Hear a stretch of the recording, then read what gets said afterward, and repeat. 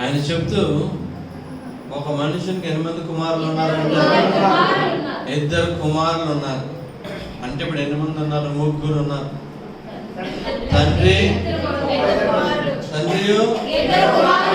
తండ్రియు 2 కుమారులు ఉండడం జరిగింది.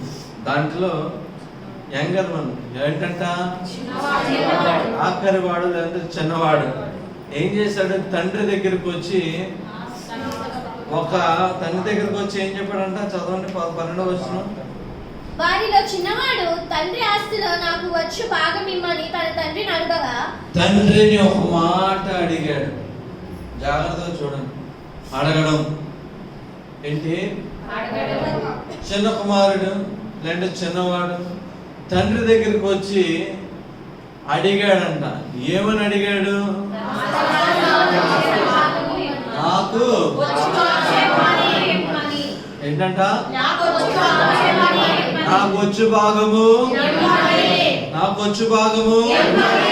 హలో, గట్టిగా ప్రార్థన చెప్పాలి. గట్టిగా, నాకు ఏదైతే భాగమును ఇవ్వవలసి ఉన్నదో ఆ భాగము నాకు. ఆ భాగం అంట ఆయనకి ఇవ్వమని అడిగాడంట. సరే, దాని తర్వాత వచ్చిన కొన్ని దినములైన తరువాత ఆ చిన్న కుమారుడు సమస్తమును కూర్చుకొని దూరదేశమునకు ప్రయాణమైపోయి అచ్చట తన ఆస్తిని దుర్వ్యాపారము వలన పాడు చేసెను. చాలు. ఏం చేశాడంట? చాలా జాగ్రత్తగా ఉన్నారు. ఆస్తిని పొందిన తర్వాత కొన్ని దినములు ఉన్నాడు, కొన్ని దినములు తండ్రితోనే ఉన్నాడు. హలో, అవునా కాదా? వెంటనే వెళ్ళిపోయాడని రాబడదా? కొన్ని దినములు అయిన తర్వాత ఆస్తిని పట్టుకొని ఏమైపోయాడంట? దూరదేశమునకు. ఏ దేశంకి వెళ్ళిపోయాడు? వేద దేశం అన్నా దూరదేశం?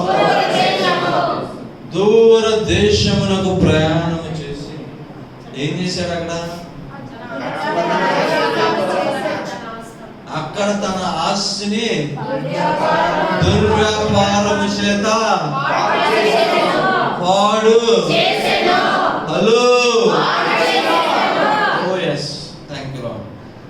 గుర్తుపెట్టుకోవాలి. కొన్ని దినములు అయిన తర్వాత అండర్లైన్ చేసుకోవాలి. ఇప్పుడు ఫస్ట్ అడగడం, అవునా కాదా? ఇప్పుడు కొన్ని దినములు అయిపోయిన తర్వాత దాని తర్వాత ఏం చేశాడు? తన ఆస్తితో దుర్వ్యాపారము. హలో, దాని తర్వాత చదువునా? ఖర్చు చేసిన తర్వాత ఆ దేశమందు గొప్ప కరువు రాగా వాడు ఇబ్బంది పడసాగి వెళ్ళి ఆ దేశస్తులలో ఒకని చెంత చేరెను. చాలు. దాని తర్వాత ఇప్పుడు ఏమొచ్చింది?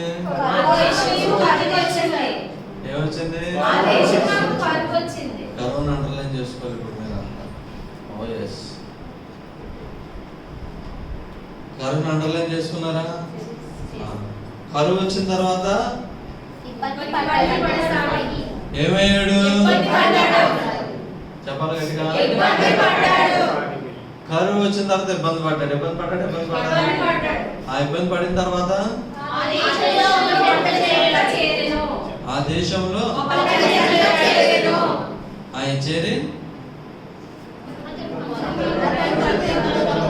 చదవాలమ్మా. అతడు పందులను మోపుటకు తన పొలములోనికి వాడిని పంపెను.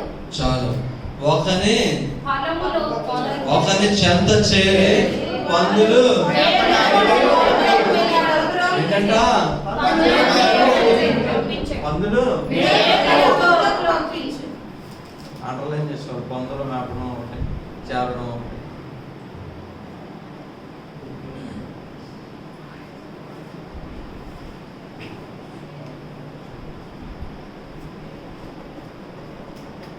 నెక్స్ట్, వాడు పందులు తిని పొట్టుతో తన కడుపును నింపుకొని ఆశపడెను కానీ ఎవడును వానికి ఏమీ ఇయ్యలేదు. చాలు. హల్లెలూయా, హల్లెలూయా, హల్లెలూయా.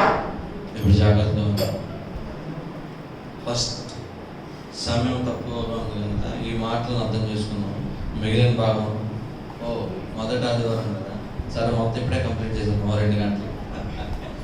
హల్లెలూయా. సరే జాగ్రత్తగా ఉండు.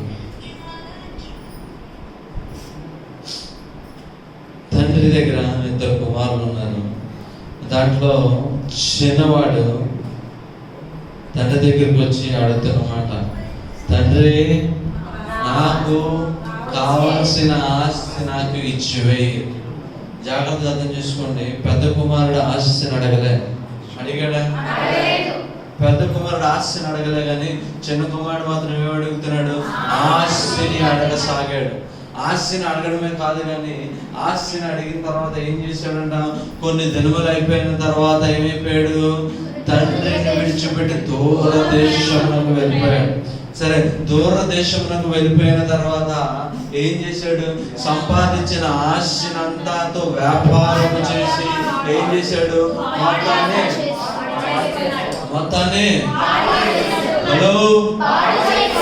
మొత్తాన్ని పాడు చేసుకున్నాడు. అవునా కాదా? చెప్పండి గట్టిగా. మొత్తాన్ని పాడు చేసుకున్న తర్వాత తను ఏం చేశాడు? అమ్ముకున్నాడు. ఎప్పుడు కరువు వచ్చాడు. ఓకే, ఇప్పుడు ఈ మాటలు జాగ్రత్తగా పరిశీలన చేస్తే చిన్న కుమారుడు లేదంటే చిన్నవాడు తండ్రి దగ్గరకు వచ్చి ఒక విన్నపంను తెలియజేశాడు. ఏంటా విన్నపం అంటే, తండ్రి నువ్వు నాకు ఇవ్వాల్సిన ఆస్తిని నాకు ఇచ్చివే. సరే, ఇప్పుడు జాగ్రత్తగా చూడండి. ఇది అసలు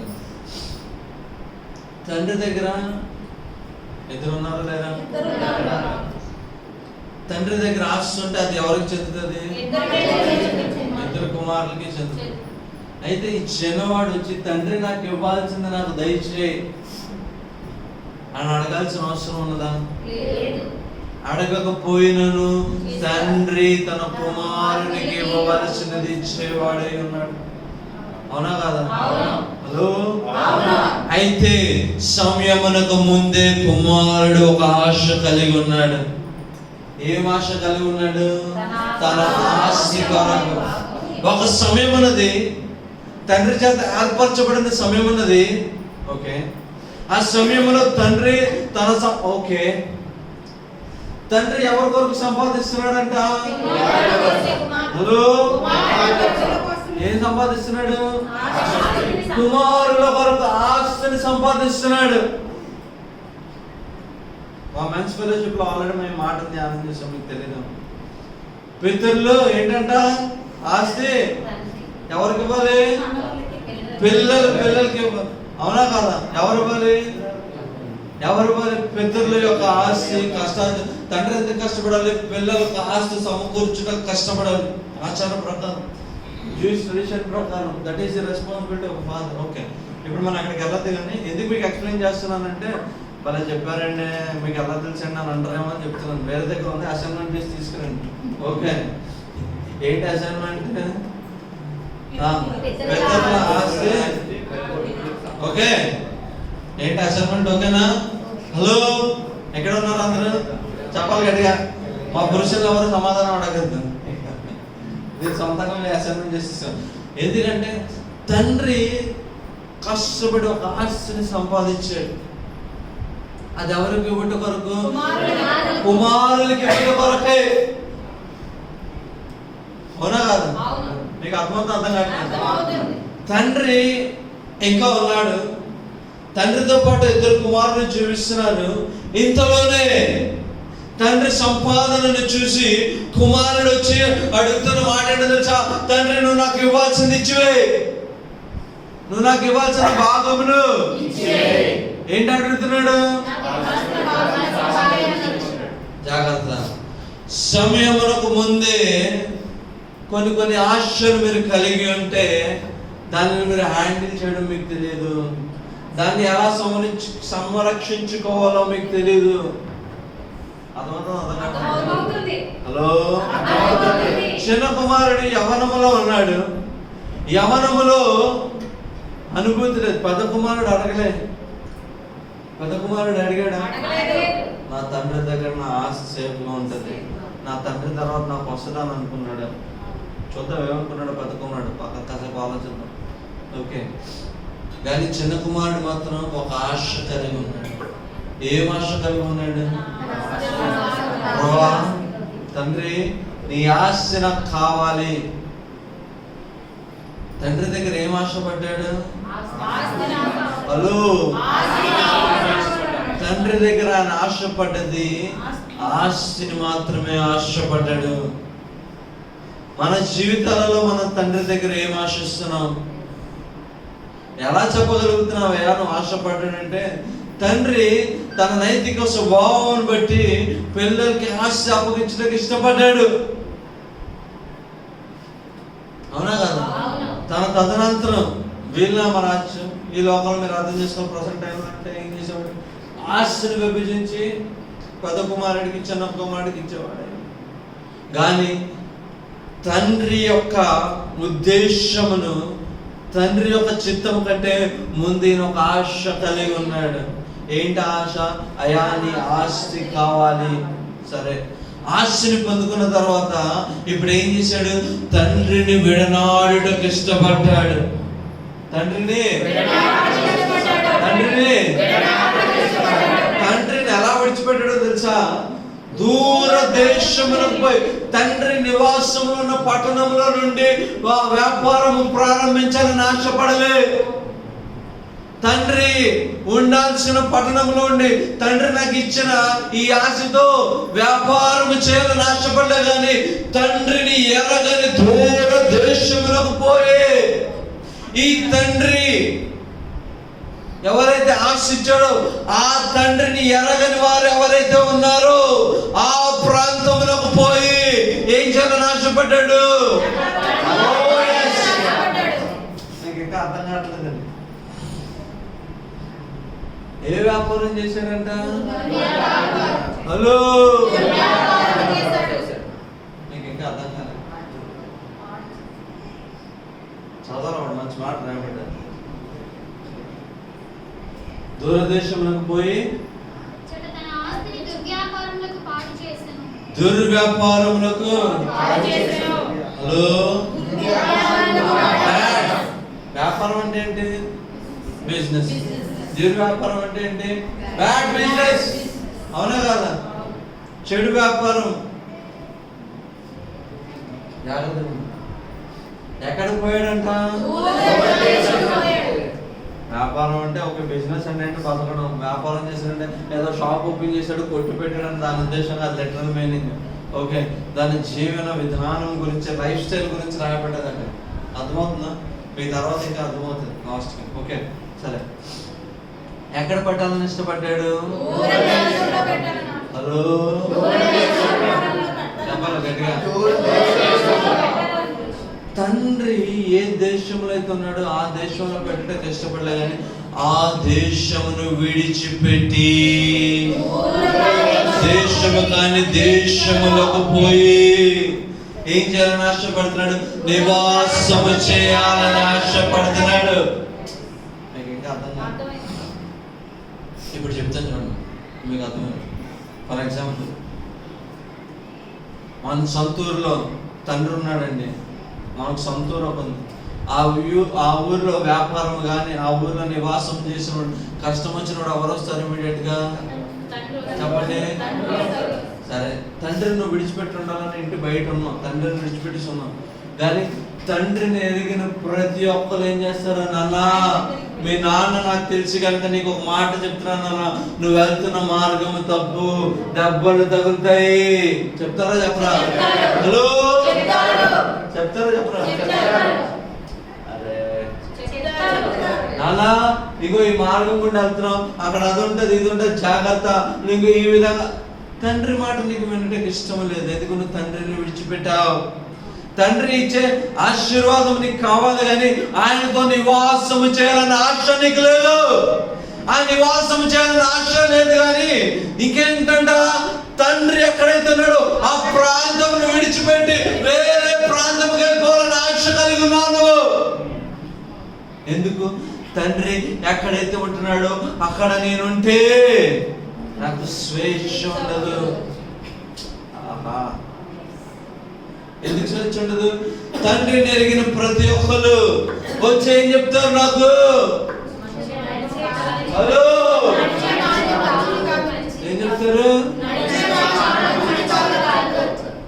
చెప్తారా చెప్పరా? చెప్తారు. కుమారులు ఇద్దరు ఉన్నారు అనుకోండి, ఇప్పుడు మరి చుట్టాలు ఉండరు. ఒరే తప్పురా నువ్వు చేస్తుంది, మీ నాన్న ఎందుకు ఊరికి ఏడిపిస్తున్నావు, తప్పు మీ నాన్న అడిగి తీసుకున్నంత పాడు చేస్తున్నావు అంటారా? హలో. సో దానికి ఈయనేం చేశాడు? తండ్రిని విడిచిపెట్టడమే కాదు గాని తండ్రి యొక్క దేశమును విడిచిపెట్టడానికి ఇష్టపడ్డాడు. ఓ ఎస్. ఏం చేశాడు? తండ్రి ఒక దేశం విడిచిపెట్టాడు. ఇప్పుడు ఏం చేశాడంట? అక్కర్లేని జీవితాన్ని జీవిస్తూ ఏం చేశాడు? తండ్రి ఇచ్చిన ఆస్తి అంతటి ఏం చేశాడు? చెప్పాలి గట్టిగా, పాడు చేశాడు. ఇప్పుడు జాగ్రత్తగా ఉండండి. ఆస్తి అంతా పోయింది. పోయిందా పోలేదా? ఎప్పుడు ఈయన తనని తను అమ్ముకోవడానికి ఇష్టపడ్డాడు, తనని తను ఒకరి కింద పని చేయడానికి ఇష్టపడ్డాడు. గట్టిగా హలో.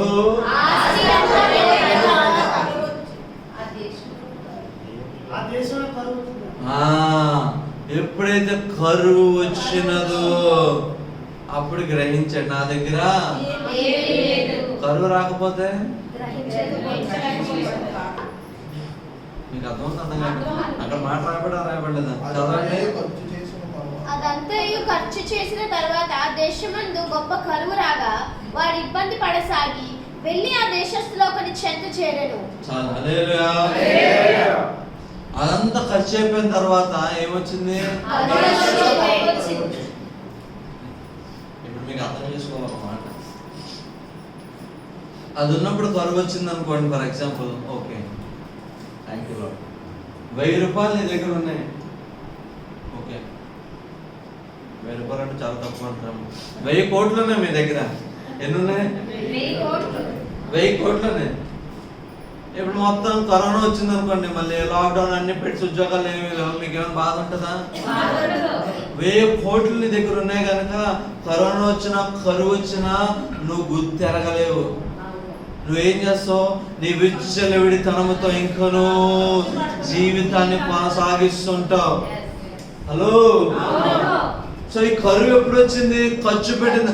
ఈ 1000 కోట్లు నీ దగ్గర అయిపోయి ఇప్పుడు నీ దగ్గర మిగిలిన ₹1 మిగిలినప్పుడు కరువు కానీ కరోనా కొని వస్తే ఇప్పుడు ఏం చేస్తావు? నువ్వు ఏం చేస్తావు? హలో. అప్పుడు నువ్వు గ్రహిస్తావు, 1000 కోట్లు నేను ఖర్చు పెట్టాను. దేని వల్ల నువ్వు గ్రహించగలిగావు? ది టైమింగ్ ఆఫ్ కరువు. నువ్వు ఖర్చు పెట్టిన తర్వాత కరువు వచ్చినది కనుక దానిని బట్టి నువ్వు గ్రహించగలిగావు. ఇప్పుడు ఈయన అంతా ఖర్చు పెట్టేశాడు. ఎప్పుడు గ్రహించాడు? కరువు వచ్చినప్పుడు గ్రహించగలిగాడు. హల్లెలూయా. మీకు అర్థమైందా? అర్థం కదా? అది ఉన్నప్పుడు కరువు వస్తే గ్రహించగలిగాడు. మీకు అర్థమైందా? అర్థం కదా? అర్థమైందా? సో కరువులో గ్రహించాడు. ఏం గ్రహించాడు? ఉన్నదంతా మీకు అర్థమైందా? అర్థం కాదు. ఈ కరువులో ఇప్పుడు ఏం చేస్తున్నాడంట? దేనికి చేరాడంట? హలో, చెప్పాలి ఫాస్ట్ గా. ఇప్పుడు ఆశను పోగొట్టుకున్నాడు. దేశం కానీ దేశం వచ్చాడు. సమస్తాన్ని పోగొట్టుకున్న తర్వాత తను తను ఏం చేస్తున్నాడు? అమ్ముకోసాగాడు. హల్లెలూయా. తను ఏం చేస్తున్నాడు? చెప్పాలి గట్టిగా, చెప్పాలి గట్టిగా. అమ్ముకున్నాడు, అమ్ముకోలేదు? చెప్పాలి గట్టిగా. ఏంటి అమ్ముకోండి? ఇప్పుడు చెప్తాను చూడండి జాగ్రత్త. దేనికి అమ్ముకున్నాడు?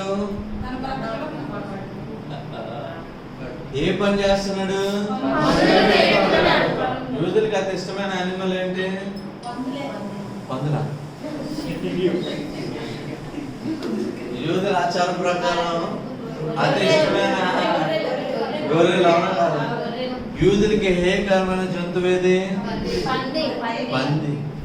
ఆ పందులతో నివాసము చేయుటకు, పందులు తిన్న తిండి తినటకు ఇష్టపడ్డాడు. అర్థమైంది. హలో, ఎంతగా అమ్మబడ్డాడంటే, ఎంతగా దిగజారిపోయాడంటే, ఏది అసహ్యము, ఏది అంటరాది, ఏది నిశ్శబ్దమైనది అన్నది ఉందో దానితోనే నివాసము చేయటకు, దానితోనే నివాసము చేయడమే కాదు కానీ అది తినే ఆహారమును తినడం సైతము వెనకాడలే. వెనకాడేనా? వెనకాడేనా? జాగ్రత్తగా అనండి. నా దిస్ ఇస్ వాట్. దాని యొక్క సారాంశం ఏంటో తెలుసా? తండ్రి దగ్గరికి, పరమ తండ్రి దగ్గర అనేక మంది పిల్లలు ఉన్నారు. అనేక మంది పిల్లల్లో కొంతమంది చిన్న పిల్లలు కూడా ఉన్నారు. ఏంటి మన ఇప్పుడు తప్పపోయిన కుమారుడు, వాళ్ళు ఏం అడుగుతున్నారో వాళ్ళకి తెలీదు. సమయానికి ముందే తండ్రి పిల్లలు ప్రేమిస్తున్నాడు. తండ్రి దగ్గర ఉన్నప్పుడు పిల్లలకి ఏ అవసరం ఉంటే అవసరత తీరుస్తాడో తీర్చడా? హలో, తీరుస్తాడు. తండ్రి దగ్గర నువ్వు నివాసం చేసు, నీకే అవసరత లేకపోయినను నువ్వు ఒక ఆశ కలిగి ఉన్నావు. ఏంటి ఆశ? సగభాగము కావాలని ఆశ కలిగి. తండ్రి నీ మాటకు గౌరవించి నీకు సగం ఆశించడానికి సిద్ధంగా ఉన్నావు. అయితే దేవుని చేత పట్టబడి విశ్వాస జీవితాన్ని ప్రారంభించిన తర్వాత దేవుణ్ణి కూడా కొన్నిసార్లు మనం ఏమడుగుతాము? What you asking is very important. నువ్వేం అడుగుతున్నావో చాలా అవసరమైనది. కొన్నిసార్లు నీకు అనుభూతి ఉండదు, కొన్నిసార్లు నీకు మెచ్యూరిటీ, నీకేముండదు, అర్థం చేసుకునే జ్ఞానం ఉండదు. కానీ నువ్వేం అడుగుతావు? ఈయన వల్లే ప్రభా నాకు ఇది దయచేయి, అది దయచేయి. ప్రభు ఏం చేస్తాడు? నీకు ఇవ్వస్తాడు. ఏం చేస్తాడు? ఓకే, నువ్వు అడిగేవు కనుక నేనేం చేస్తాను? నీకు నేను ఆశీర్వదిస్తున్నాను.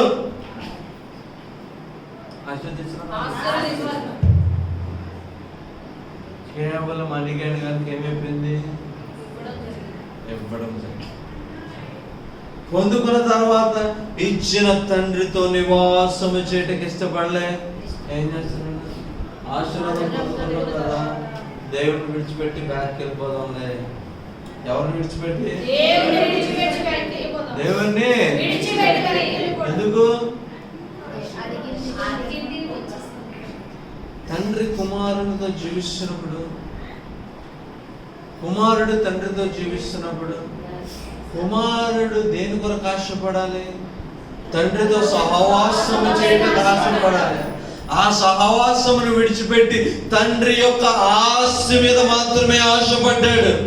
అందుకే ఆశ దొరకగానే ఏమైపోయింది? తండ్రిని విడిచిపెట్టడానికి సిద్ధపడ్డాడు. విడిచిపెట్టాడు. ఎంతగా విడిచిపెట్టాడంటే తండ్రి ఎనగని ఒక దూర దేశమునకు పోవుటకు ఇష్టపడ్డాడు. మన జీవితాల్లో కూడా కొన్నిసార్లు మన ప్రార్థనలు ఎలా ఉంటుంది? ప్రభా ఉద్యోగం ఇస్తే చాలు ప్రభా, ఇంక్రిమెంట్ ఇస్తే చాలు ప్రభా. పొందుకున్న తర్వాత ఏమైపోతుంది? ఎందుకంటే ప్రార్థన దేవుడు ఉద్యోగం ఇచ్చాక ఉద్యోగం బాగా బిజీ అయిపోయారండి, అందుకే ప్రార్థన టైం దొరకట్లేదు. ఏం బిజీ అయిపోయారంట? పనిలో బాగా. ఏంటిలో బిజీ అయిపోయినందుకు? ఏ సమయం దొంగిలిస్తున్నాం? ఇప్పుడు జాగ్రత్తగా ఉందండి. దూరదేశంలోకి వెళ్ళాడు, కరెక్టే. వెళ్ళిన తర్వాత తండ్రితో ఏమి లేదు, సంబంధం లేదు. ఆస్తి సంపాదించుకున్నావు కానీ ఆస్తి పట్టడానికి జ్ఞానం లేదు. ఎలా సంపాదించాలో తెలియదు, ఎలా నిలబెట్టుకోవాలో తెలియదు. నిలబెట్టుకోవడం ఎలాగో తిరిగిపోవడం బట్టి ఏమైపోయింది? ఆస్తినంతటి నాశనం. ఉద్యోగాన్ని అయితే సంపాదించావు కానీ ఉద్యోగంలో దేవుడు నిన్ను విడిచిపెట్టాడని గ్రహించడం ఒక శోధన వచ్చినప్పుడు నీకు తెలుసు. ప్రభా ఉద్యోగాన్ని ఇచ్చావు, ఇంక్రిమెంట్ లేదు, నా మేనేజర్ నన్ను ఫుల్గా హెరాస్ చేస్తున్నాడు. ఎందుకు చేస్తున్నాడు? You have left the place from where you were. నువ్వు తండ్రి దగ్గర నుంచి పొందుకున్న ఆ ప్రదేశమును విడిచిపెట్టి ఒక దూర దేశములకు పోవాలని ఆశపడుతున్నావు. ఇచ్చిన తండ్రినే మర్చిపోయావు గనక ఏమైపోయింది? శోధింపబడినప్పుడు, కరువు వచ్చినప్పుడు ఏమైపోయింది? నువ్వంతా కోల్పోయావని గ్రహించగలుగుతున్నావు. ఏం గ్రహించగలుగుతున్నావు? ఏం గ్రహించగలుగుతున్నావు? ఈ కోల్పోయానని గ్రహించిన తర్వాత ఇప్పుడేమి చేయించున్నావు? నిన్ను నువ్వు నీకు ఇష్టం లేని పనులు చేయుటకు సైతము వెనకాడక, పందులతో తిరుగుటకు, పందుల యొక్క పొట్టును తినటకు ఇష్టపడుతున్నాం. విన్నాడా తినలేదా? అనేక సార్లు మనం కూడా ఏం చేస్తాం? అక్కర్లేని పనులన్నీ చేస్తాం. జనాలను మెప్పించట కొరకు. ఎవరిని మెప్పించట కొరకు? ఎవరిని మెప్పించట? అయితే ఒక మాట చూపించి ముగించేస్తాను. 17వ వచనం చదవండి. అయితే బుద్ధి వచ్చినప్పుడు వాడు, బుద్ధి వెరీ ఇంపార్టెంట్. బుద్ధి వచ్చినప్పుడు వాడు, నా తండ్రి యొద్ద ఎంతో మంది కూలివాండ్రకు అన్నము సమృద్ధిగా ఉన్నది, నేనైతే ఇక్కడ ఆకలికి చచ్చిపోవచ్చున్నాను. నేను లేచి నా తండ్రి యొద్దకు వెళ్ళి, తండ్రి, నేను పరలోకమునకు విరోధముగా నీ ఎదుటను పాపము చేసింది, ఇక మీదట నీ కుమారుడనని అనిపించుకొనుటకు యోగ్యుడను కాను, నన్ను నీ కూలివారిలో ఒకనిగా పెట్టుకొనమని అతనితో చెప్పుదును అనుకొని లేచి తండ్రి యొద్దకు వచ్చాను. ఏంటంటే 17వ వచనం. అయితే బుద్ధి వచ్చిందంట. బుద్ధి వచ్చినప్పుడు ఏమొచ్చిందంట? ఏం జ్ఞాపకం వచ్చింది? ఏం జ్ఞాపకం వచ్చింది? నా తండ్రి దగ్గర చాలా మంది కూలోళ్ళు ఉన్నారు, వారందరికీ తిరుడుకు చెప్పండి. తిరిగి లేచి ఎక్కడికి వెళ్తాడు? తండ్రి దగ్గర ఇప్పుడు ఎలా వెళ్తాడంట? పనివానిగా తండ్రి దగ్గరికి.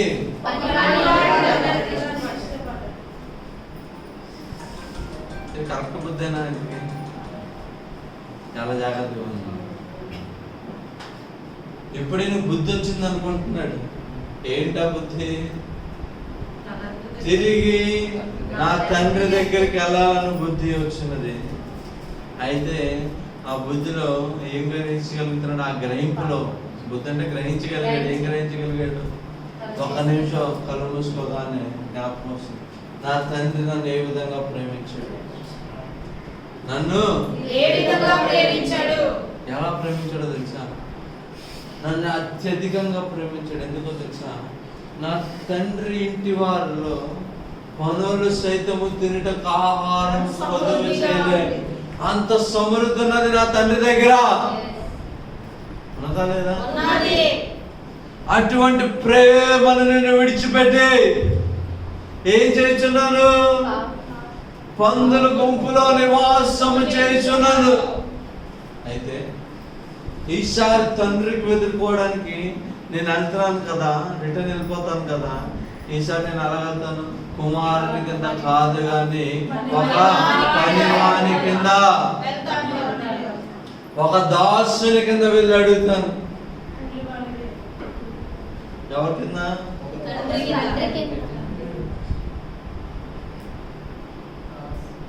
ఆయన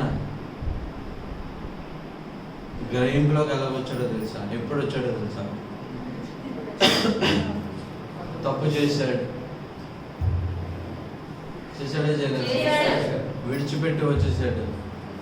కానీ ఆ శోధనలో కళ్ళు మూసుకొని జ్ఞాపకం చేసుకున్నప్పుడు తండ్రి యొక్క ప్రేమను గ్రహించగలిగాడు. ఏం గ్రహించగలిగాడు?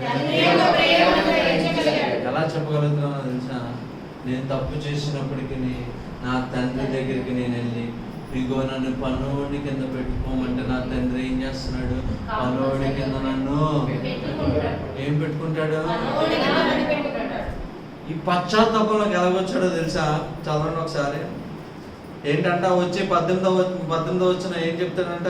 నేను లేచి నా తండ్రి ఎదుకు వెళ్ళి, తండ్రి, నేను పరలోకమునకు విరోధముగా నీ ఎదుట పాపము చేశాను. ఏం చేశాడంట? పాపము చేశాను. ఈ ప్రేమ, తండ్రి యొక్క ప్రేమ ఏం ఒప్పింపజేసింది ఆయన్ని? పాపమును ఏం చేసింది? నీ ప్రేమ ఏం చేయాలి? ఇతరుల్ని ఏం ఒప్పింపజేయాలి?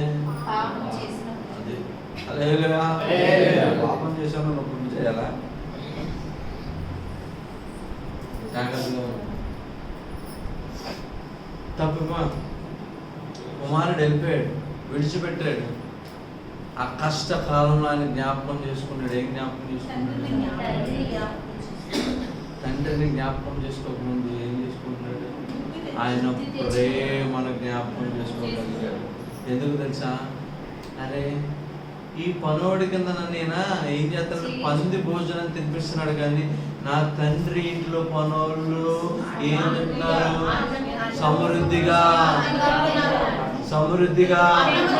అంటే ఏం గ్రహించగలిగాడు తెలుసా? ఒక పనోనికే నా తండ్రి అంత ప్రేమను చూపిస్తుంటే నేను వెళ్ళి తప్పు చేశానయా అని నేను వెళ్ళి పశ్చాత్తాపడితే నన్ను ఆయన త్రోసివేస్తాడా? ఆయన తండ్రి యొక్క ప్రేమను గ్రహించాడు.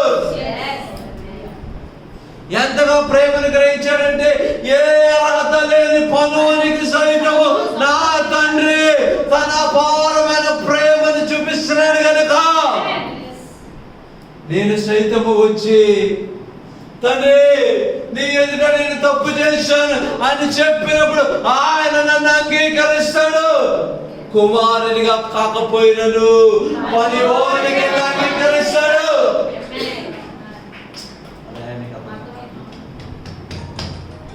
కుమారునికి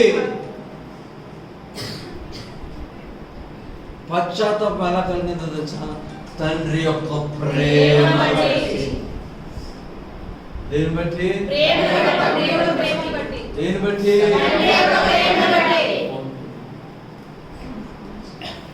దేని బట్టి? హలో,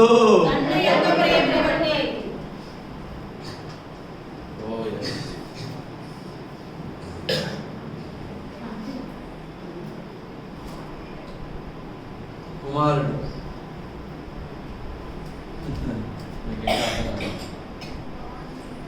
తండ్రి తన పట్ల చూపిస్తున్న ప్రేమను గ్రహించలే, కానీ తండ్రి పనివారి పట్ల చూపిస్తున్న ప్రేమను గ్రహించాడు. తండ్రి తన పట్ల చూపిస్తున్న ప్రేమను గ్రహిస్తే విడిచిపెట్టి వెళ్ళేవాడే కాదు, తండ్రితో నివాసం చేసేవాడు.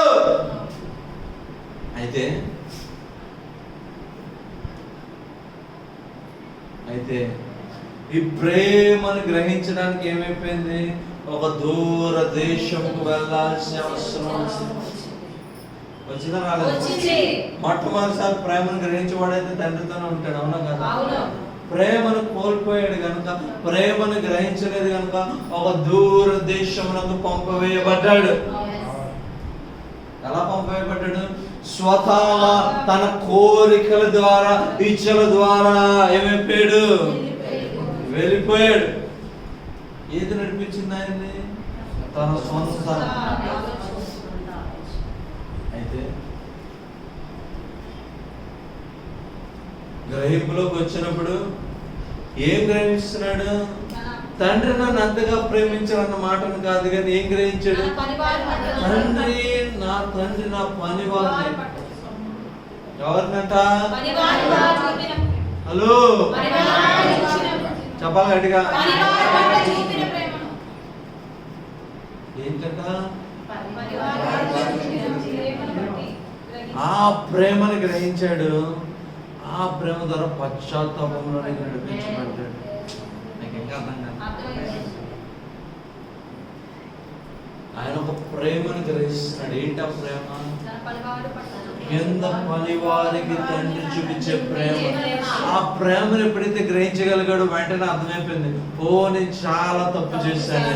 ఒక పనివాడినే దేవుడు ఎంతగా ప్రేమిస్తున్నాడు, కుమారుడనైన నన్ను ఆయనకి ఎంత ప్రేమించబోతున్నాడు.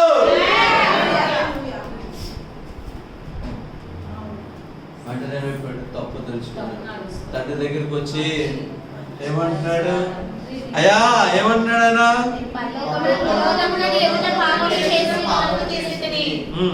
ఇక మీదట నీ కుమారుడనని అనిపించుకొనుటకు యోగ్యుడను కాదు, నన్ను నీ కూలివారిలో ఒకనిగా పెట్టుకొనమని అతనితో చెప్పుదుననుకొని లేచి తండ్రి యొద్దకు వచ్చెను. వాడింకా దూరముగా ఉన్నప్పుడు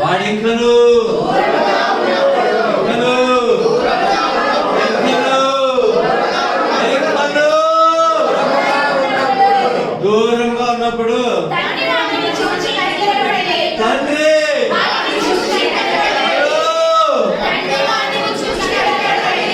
తండ్రి వాడిని చూచి కనికరపడి ఏం చేశాడంట, చదవాలి గట్టిగా. తండ్రి అతన్ని చూసి కనికరపడి పరిగెత్తి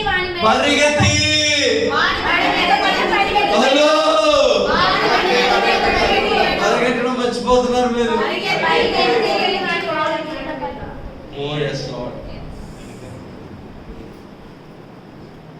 తండ్రి దూరముగా కుమారుని చూశాడండి.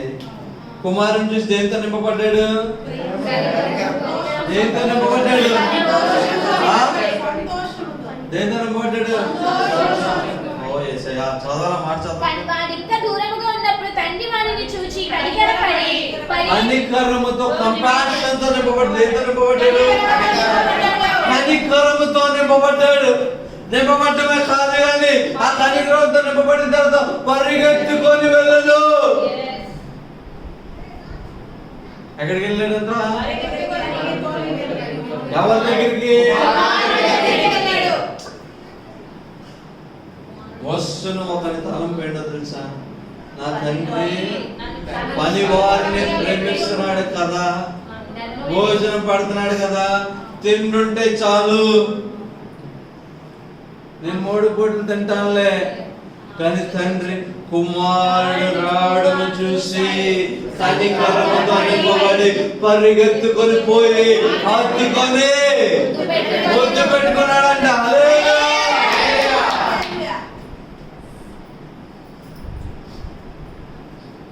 చాలా సార్లు దేవుని నుంచి దూరం అయిపోవడం కాదు, మళ్ళీ తిరిగి ఒక్క అడుగును దేవుని దగ్గరికి వేస్తే చాలు ఆయన పరిగెత్తుకొని వచ్చి నిన్ను హత్తుకోవడానికి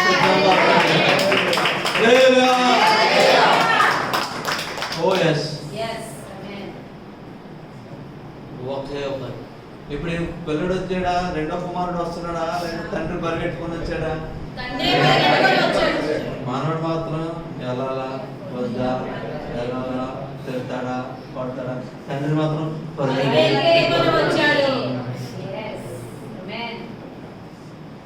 అయితే తండ్రికి ఒక లక్షణం ఉంది. ఏంటా లక్షణం, ప్రేమ చూపే లక్షణం. అది కుమారుడి పట్లైనా పని వారి పట్లైనా. కానీ కుమారుడికి ఇచ్చే ప్రేమ వేరే, పని వారికి ఇచ్చే ప్రేమ వేరే. కుమారుడు ఏం గ్రహించగలిగాడు, పని వారికి ఇచ్చే ప్రేమను గ్రహించి ఆ ప్రేమ పొందుకోవాలని ఆశపడి వస్తున్నాడు. ఏ ప్రేమ, పని వారికి దక్కే ప్రేమైనా చాలా. కుమారుడిగా ఇంకొద్దు, అర్హత కోల్పోయాను కనుక పనివానిగా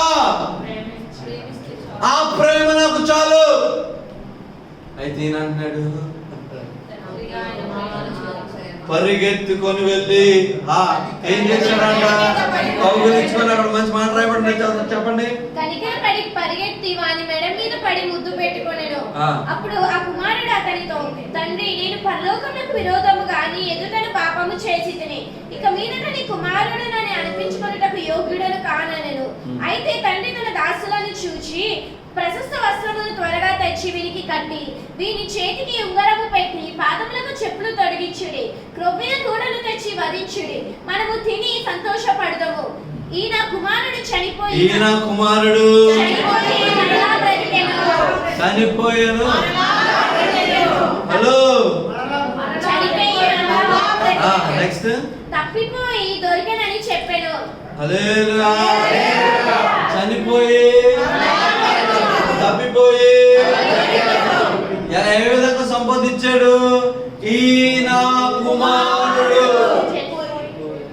ఓ yes. ఎలా సంబోధించాడు? ఆయన మాత్రం పన్నుడి కింద రావాలని ఆశపడుతుంటే పరిగెత్తుకొని వెళ్ళి కౌగిలించుకొని ఏం తెమ్మన్నాడంట? ఒక వస్త్రమును తెమ్మన్నాడు. దాని తర్వాత ఇంకేం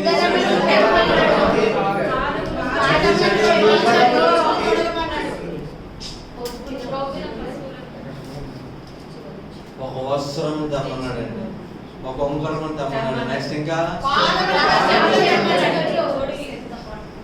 హల్లెలూయా. ఇంకా అర్థం కాదు. ఒక వస్త్రం తెమ్మన్నాడు. ఏ వస్త్రము? ప్రశస్తమైన వస్త్రం తీసుకురమ్మన్నాడు. ఒక ఉంగరం, అధికారంకు సూచనైన ఉంగరం తీసుకురమ్మన్నాడు. నెక్స్ట్ ఇంకేంటి?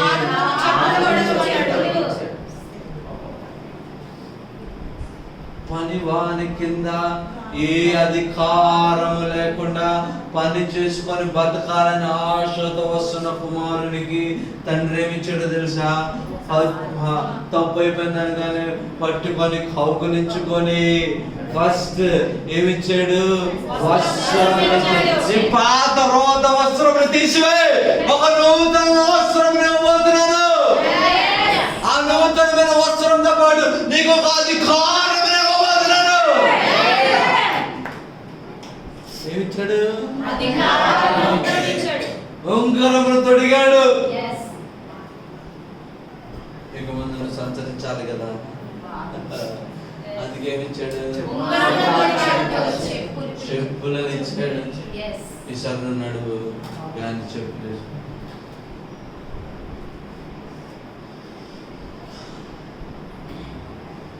మన జీవితాల్లో మనం కూడా దేవుని దగ్గరికి వచ్చినప్పుడు ఆయన ప్రేమను సంపూర్ణంగా గుర్తరగలను. ప్రవాహ నాకు ఇది దయచే ప్రవాహం నేను ఆయన అన్నాడు, because you are my son. నీ కొరకు ప్రశస్తమైనది, నీ కొరకు ప్రశస్తమైనది నేను దాచి ఉన్నాను. ఆ ప్రశస్తమైంది నేను నీకు ఇవ్వాలని ఆశపడుతున్నాను. అంతేకాదుగా నీకేం చేశాడు? కుమారునిగా సంబోధించాడు. మళ్ళీ దేని కింద? చనిపోయాడు అనుకున్నాడు, తిరిగి లేచాడంట. తప్పిపోయాడు. ఇప్పుడు అసలు సరే దాని తర్వాత చదవడము, తర్వాత ముగించుకున్నాను. 20 వచ్చినమా?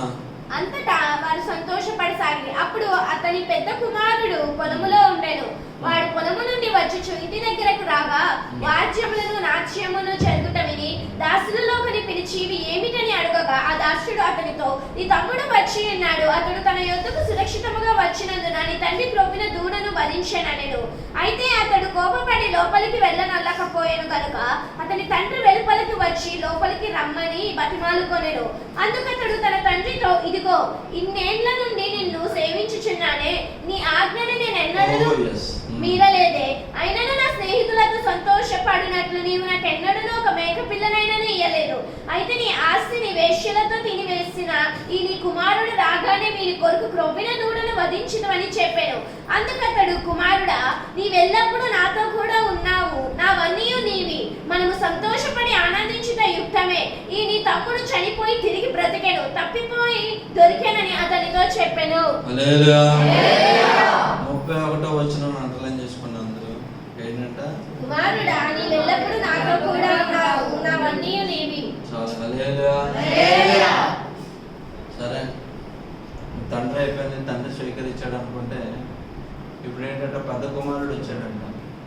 ఏమంటాడు పెద్ద కుమారుడు వచ్చి? లేదు ప్రభా, లేదు తండ్రి, నేను లోపలికి ఎందుకు రాడంట? ఏంటన్నా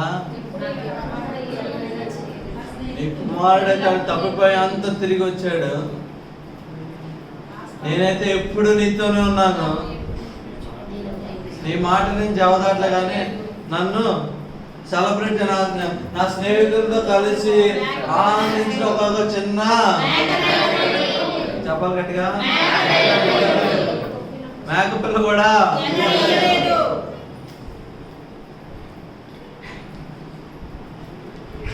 పెద్ద కుమారుడు తండ్రితో నివాసం చేస్తున్నాడు కానీ తన యొక్క అధికారం గుర్తించడం, తండ్రి తన పట్ల చూపిస్తున్న ప్రేమను గుర్తిరగట్లేదు. ఇద్దరు ప్రేమను గుర్తిరగని వారుగా ఉన్నారు. నువ్వు దేవునితో నివాసము చేస్తున్నావు అనుకుంటున్నావేమో కానీ దేవుని యొక్క ప్రేమను ఇంకా గుర్తిరగని వాడు కానీ మిగిలిపోయావేమో. లేదంటే దేవుని చేతిలో నిన్ను చెక్కబడుతున్నాను ఆశపడుతున్నావు కానీ దేవుని పట్ల ఉద్దేశం నువ్వు గ్రహించకుండా ఇంకా నువ్వు పెద్ద కుమారుని వలె ఆ ప్రేమను గుర్తెరగని వాడి వలె ఉన్నావేమో.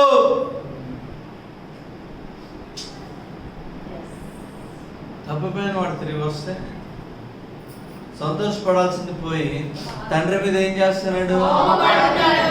హలో, ఇప్పుడు చూడాలి మరి విధంగా తప్పిపోయిన లోపలికి వస్తే దేవుని తండ్రితో ఉన్నవాడే వచ్చి బయటికి వెళ్ళడానికి సిద్ధపడుతున్నాడు. దేనికి? విడిచిపెట్టడానికి సిద్ధపడుతున్నాడు. దేనికి? అయ్యో నేను ఎన్నిసార్లు నీకున్నా, నేను ఒక్కొక్కసారి కూడా విందు ఏర్పాటు చేయలేదు. ఇంట్లో రావాలని ఇష్టపడుతున్నాడు, బయట నిల్చున్నాడు. హలో, మీకు ఇంకా అర్థం కాలేదు. తండ్రితో అంతకాలం జీవించాడు, తండ్రితో అంతవరకు జీవించాడు, ఏ ప్రాబ్లం లేదు. కానీ ఎప్పుడైతే ఒక విందు జరుగుతున్నదో అయిపోయింది. ఏమైపోయింది? తండ్రి మీద ఒక కోపం, ఒక నేరారోపణ చేయించున్నాడు. అద్భుతమైన విశ్వాసం కదా. మన జీవితాల్లో అంతా బాగానే ఉంటది. పక్క విశ్వాసకి ఆశీర్వాదం రాగానే అప్పుడు వస్తుంది, దేవా ఎన్ని సంవత్సరాలు నేను నీతో ఉన్నాను, నన్ను ఆశీర్వదించలేదు. పాస్టర్ గారు ఎన్ని సంవత్సరాలు పాస్టర్ గారు మాతో ఉన్నా, పాస్టర్ గారు మాకు మంచి మొక్కలు వేయలేదు. కొత్తగా వచ్చిన వాళ్ళకి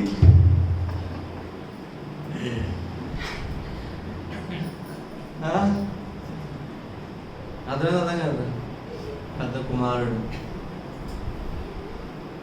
కుమారుడు ఏం చేస్తున్నాడు? కోపపడుతున్నాడు. ఆయన ఒకటి గ్రహించలేకపోతున్నాడు. గ్రహించలేకపోయాడు. చాలా అద్భుతమైన మాట.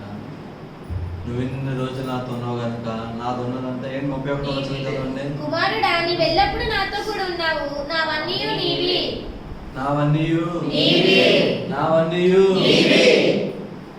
ఎవరమంట? నావన్నీయు నీవే. నువ్వెంత కాలం నాతో ఉన్నావు కదా, నాకున్నదంతయు నాదంతయు ఎవరిది?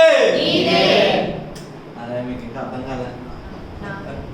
అర్థమైతే ఇలా ఉంది. పాటికి ఏం చేయాలి? తండ్రితో ఆయన ఉన్నంతగా ఏం చెప్తున్నాడు? అయ్యా చదవ ఒకసారి. You are always with me and everything I have is yours.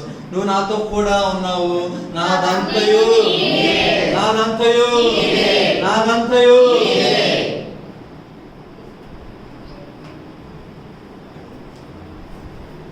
తండ్రితో ఉన్నాడు కదా, తండ్రి అంతా ఆయనదే కదా. ఓకే,